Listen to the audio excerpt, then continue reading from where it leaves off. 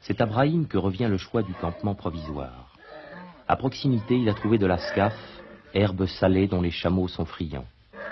Éprouvés par de longues étapes, les femmes et les enfants n'auront que 2 ou 3 jours pour reprendre des forces, puis il faudra continuer la nomadisation, car il n'y a pas d'eau dans la région, et il serait dangereux d'épuiser les réserves contenues dans les outres et les tonneaux. Avec la précision que procure une longue expérience, chacun participe à l'installation. En tout premier lieu, il faut soulager les chameaux de leur fardeau.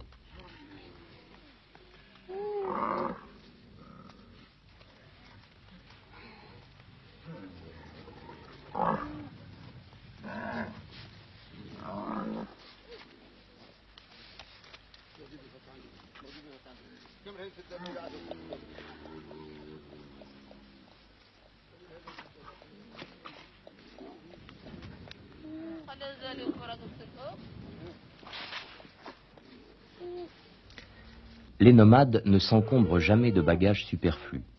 Les objets qu'ils possèdent sont identiques à ceux que possédaient leurs pères et les pères de leurs pères. Le délou, sorte de seau en peau de vache ou de chameau pour puiser l'eau, une corde en lanière de cuir tressé d'au minimum 80 mètres. À cette profondeur, les puits sont rarement secs et l'eau en est merveilleusement limpide. La gerba, outre en peau de chèvre, la kuntilla, petit sac de cuir qui contient les accessoires pour faire le thé, l'ilawish ou peau de mouton. On l'installe au creux de la selle pendant le déplacement et on l'étale sur le sol pour se reposer à la halte. Le fusil, inséparable compagnon des guerriers. Le nomade porte un saroual en guise de pantalon, un draha, sorte de tunique ample, et un aouli, long morceau d'étoffe que l'on s'enroule autour de la tête pour se protéger du soleil, du froid et du vent de sable. Cette étoffe est imprégnée d'une teinture végétale, le bleu de Guinée.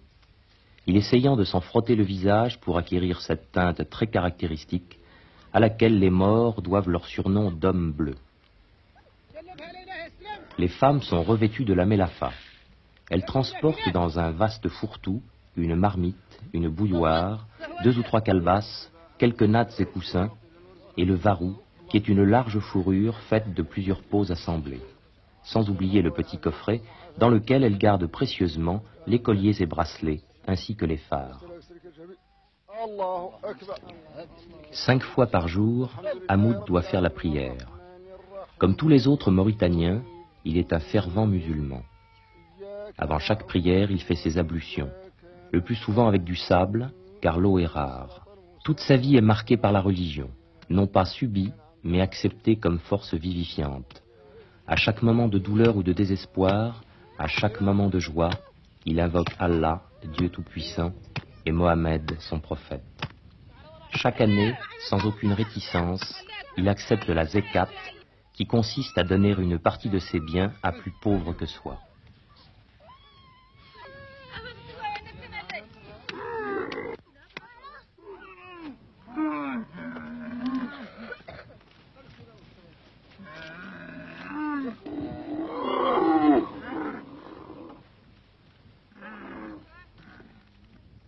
Après avoir entravé les chameaux pour éviter qu'ils ne s'éloignent trop, on peut maintenant dresser les tentes. Elles sont faites de laine de mouton ou de chameau. Elles sont spacieuses, solides et parfaitement adaptées au climat. Quand d'aventure un nomade doit séjourner en ville, il refuse toujours de dormir sous un toit de pierre, de crainte qu'il ne s'écroule sur lui pendant son sommeil. Il a beaucoup plus confiance en sa maison de toile qu'il peut dresser au hasard des pistes. Il sent surtout de façon diffuse que les pierres sont un piège où le nomade peut abandonner sa vie errante et perdre par là même certaines qualités d'âme et de cœur.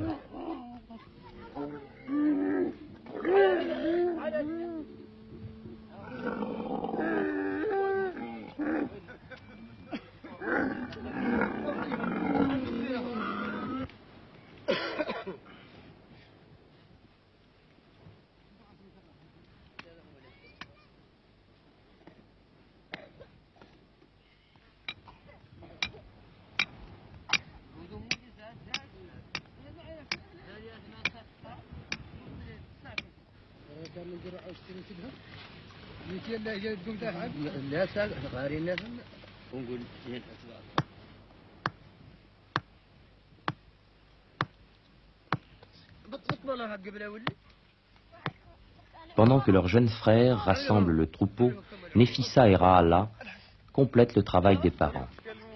Sur 3 côtés de la tente, elles fixent des bandes de toile avec du sable et des épines. Boudiaï, lui aussi, est un guerrier.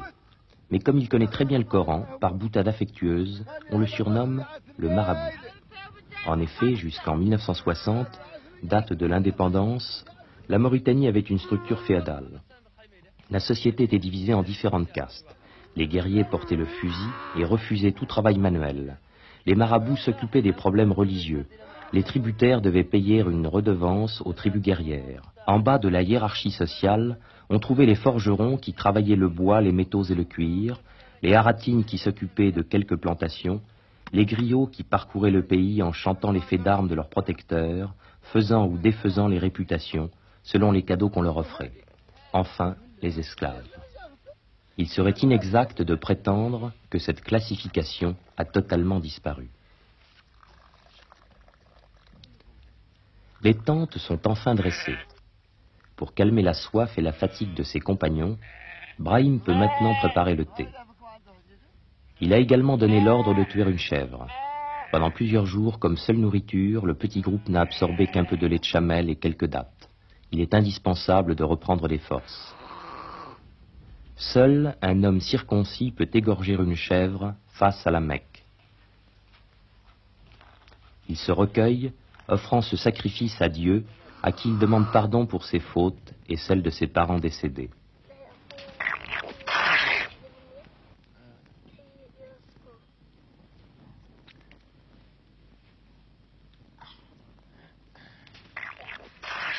Tout le sang répandu doit être obligatoirement lavé à l'eau, car il est considéré comme impur. De ses bagages, Mariem a sorti la marmite et le couscous. Aidée par Nefissa, elle met un point d'honneur à préparer un bon repas.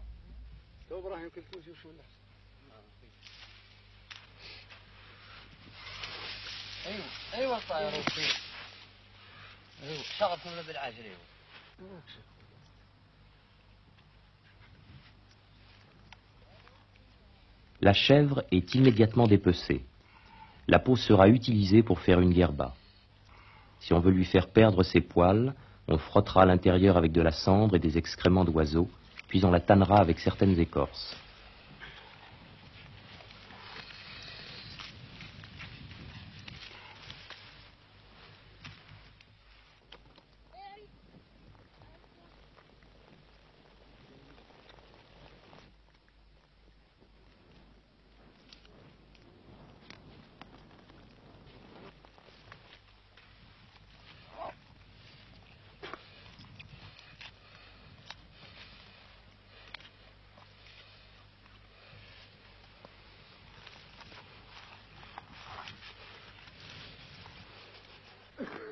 Suivant les besoins de la famille, la guerba aura telle ou telle utilisation.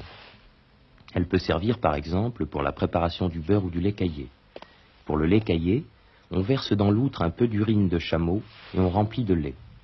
L'urine fait office de ferment et permet d'obtenir un breuvage délicieux, le zrig, que l'on additionne d'eau et de sucre.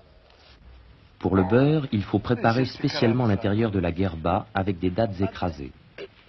Ce beurre liquide, légèrement rance et sucré, ravit les connaisseurs.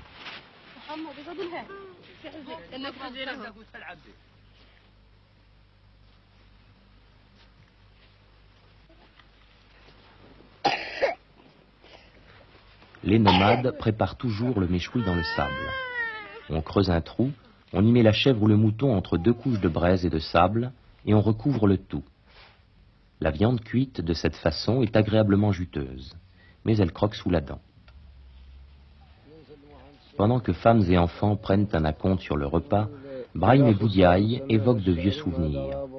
Ils parlent avec nostalgie des derniers combats auxquels ils ont participé.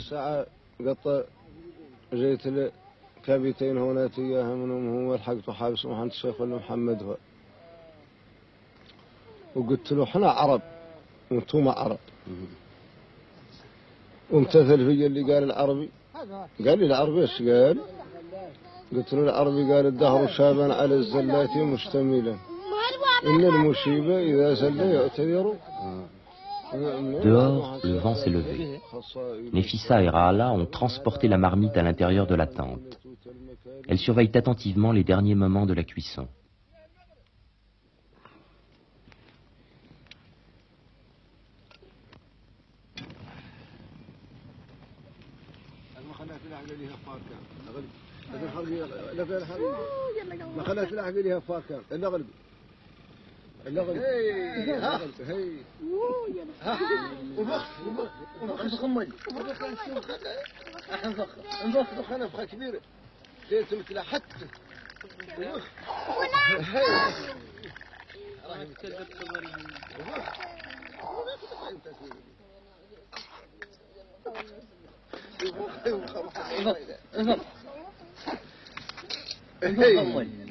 نفخة ثانية كبيرة مرة واحدة.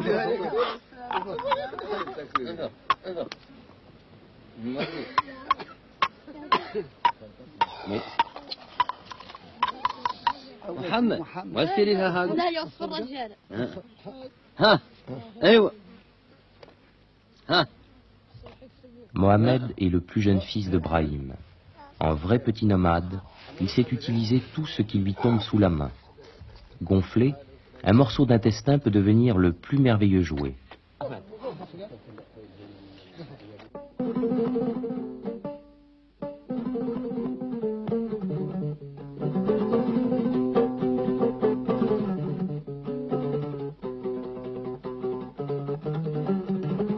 Chaque fois qu'il le peut, Brahim s'éloigne du campement avec son fils. Il existe entre eux une grande tendresse et comme une sorte de complicité virile. Pourtant, la tradition leur interdit d'extérioriser leurs sentiments. Slama ne peut pas embrasser son père. Même quand il sera plus âgé, il ne pourra pas fumer en sa présence. Il devra s'éloigner ou se cacher le visage si des sujets lestes sont abordés. Brahim est fier de son fils. Il sait qu'il a toutes les qualités pour devenir un vrai nomade, fort, lucide et courageux. Pendant de nombreuses semaines, le père et le fils ont dressé un chameau rétif. Ils l'ont habitué à supporter l'entrave, à marcher à la longe, à porter des fardeaux. Aujourd'hui, pour la première fois, Slama va essayer de le monter.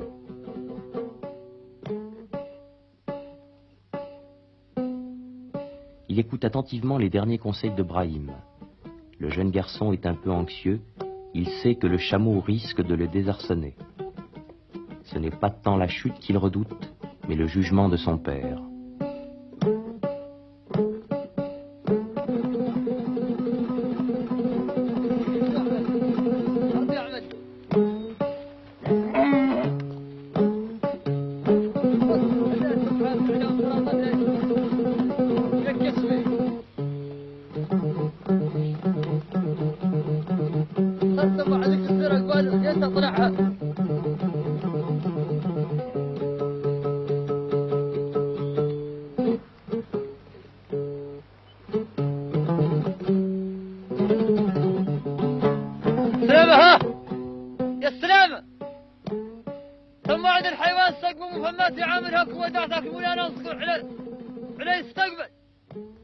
Les avertissements de Brahim n'ont malheureusement pas évité la chute.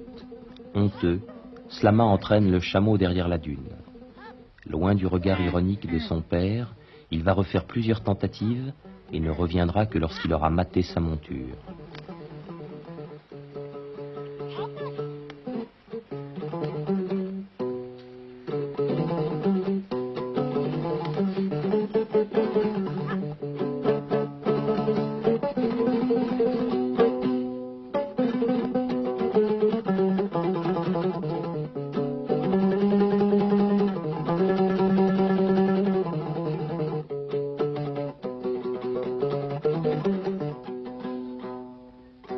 Slama a appris à reconnaître les bons pâturages, à pister les animaux égarés.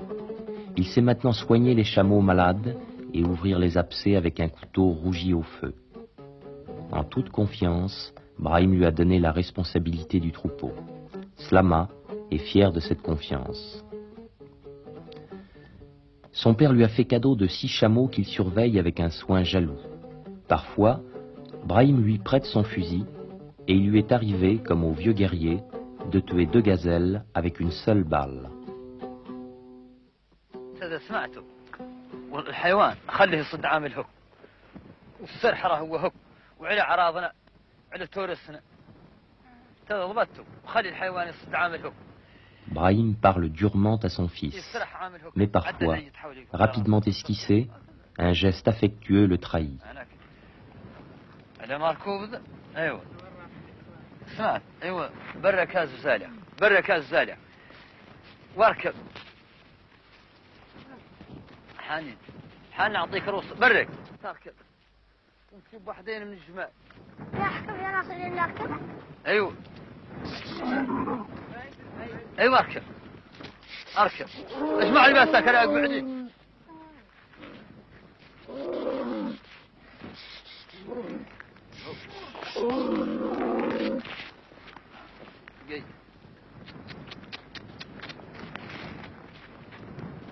وقف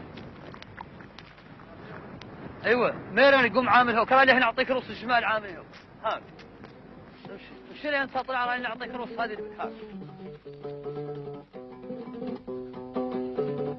Toute la journée dans la chaleur, le petit Slama va garder le troupeau et courir pour rattraper les bêtes qui veulent s'éloigner. Il devra dominer sa soif, car dans sa guerba, il n'y a que quelques gorgées d'eau. Le soir, il lui faudra retrouver la piste du campement. Dans cette région où les repères sont pratiquement nuls, il est facile de se perdre. Slama en sait quelque chose. Il y a quelques jours, il a failli mourir de soif. Une tempête de sable avait effacé les traces. Errant pendant 3 jours à la recherche du campement, le jeune garçon, complètement déshydraté, a dû se résoudre à éventrer un chameau pour boire le liquide contenu dans sa panse.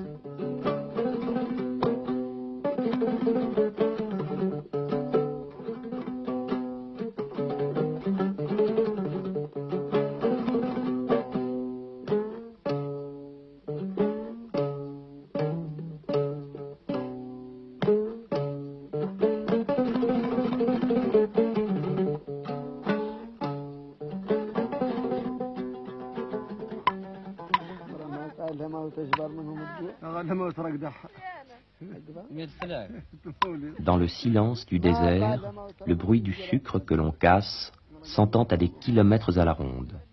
Un proverbe dit « Si tu as besoin de compagnie et qu'il n'y a pas trace d'homme jusqu'à l'horizon, fais baraquer ton chameau et prépare le thé. Tu auras toujours un compagnon pour partager ton verre. » L'après-midi se termine. Chacun goûte le calme et la détente. Allongés dans le sable, Eli et Boudiaï s'affrontent aux amet, sorte de jeu d'échecs avec des bouts de bois et des crottes de chameau.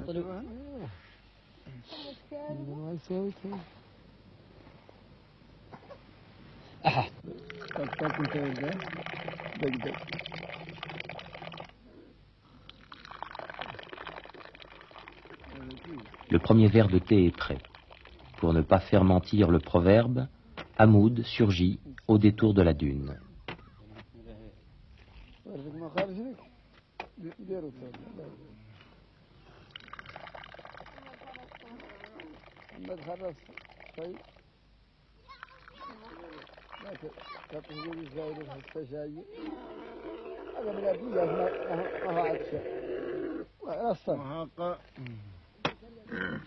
السلام عليكم. وعليكم السلام. مرحبا. ياك لاباس؟ ياك العافية؟ سابق السلام يا اخوتي سقوني. مش حالكم كاملين؟ لاباس الحمد لله. مرحبا وسهلا. الناس سقوني؟ احنا محافظين. ما نكتاري. رايكم تاري؟ نبغي تاري. لا ما مخليك الناس خوتي عزوي وكاكم تتصومنا تتصومنا هذه المسألة الدشرة ما هي قريب منه. رايكم كاس يا اخو.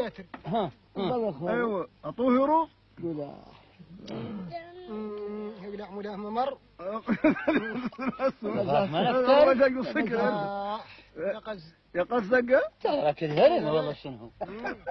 Après les interminables salutations d'usage, Hamoud attend le thé qui calmera sa migraine et sa soif. Comme il dissimule mal son impatience et sa fatigue, Brahim prend un malin plaisir à le faire attendre.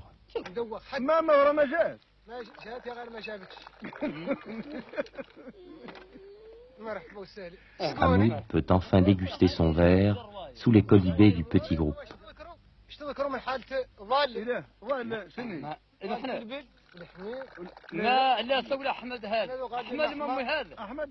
Slama est revenu avec le troupeau. Les hommes traient les chamelles, dont le lait est impatiemment attendu par les enfants.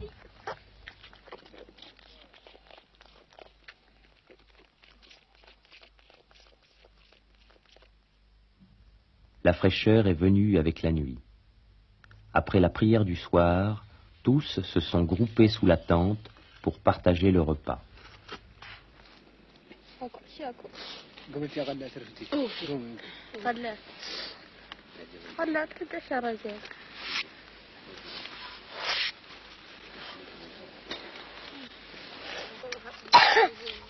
Le petit Mohamed a une bronchite.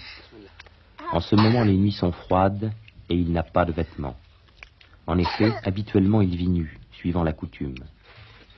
Nous lui avons donné une chemisette pour qu'il se protège. Mariem a beaucoup plus confiance en ses propres soins. Tout à l'heure, elle lui frictionnera la poitrine avec du beurre et elle l'exposera dévêtue devant un grand feu. Elle lui a également diminué sa ration d'eau pour couper la fièvre. Comme dans toute la Mauritanie, les femmes mangent à part. Elles n'ont pas à se mêler aux discussions des hommes. D'ailleurs, si elles mangeaient dans la même calebasse qu'eux, elles risqueraient de leur toucher la main, ce qui est rigoureusement interdit.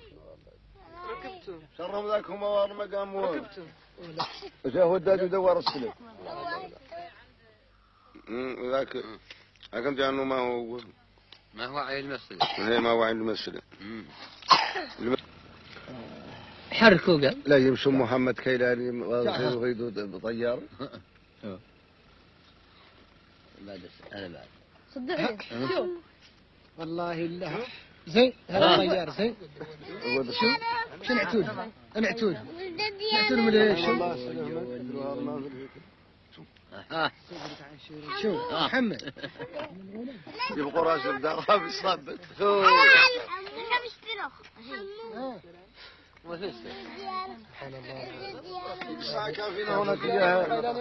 كان فينا هنا نصراني لاحق شو من التمعلي في المسلمين وشو قالوا لا ليش ابراهيم يعرفوا الدركوباط ما هو كان لتسا فطار كان فطار اللاريش يقول متوالي بيت الماء وجاه وداد يرسل هو من اعراب من اعراب عريبات قالوا لنا احنا قالوا احنا الشعب بقى عريبات من عريبه لا لا هذاك منه دم سوالف رائلة سكر محمد رائلة جارح. Après un dernier verre de thé, chacun se prépare au sommeil. Il faut profiter au maximum de cette nuit de repos, car demain, l'étape sera dure.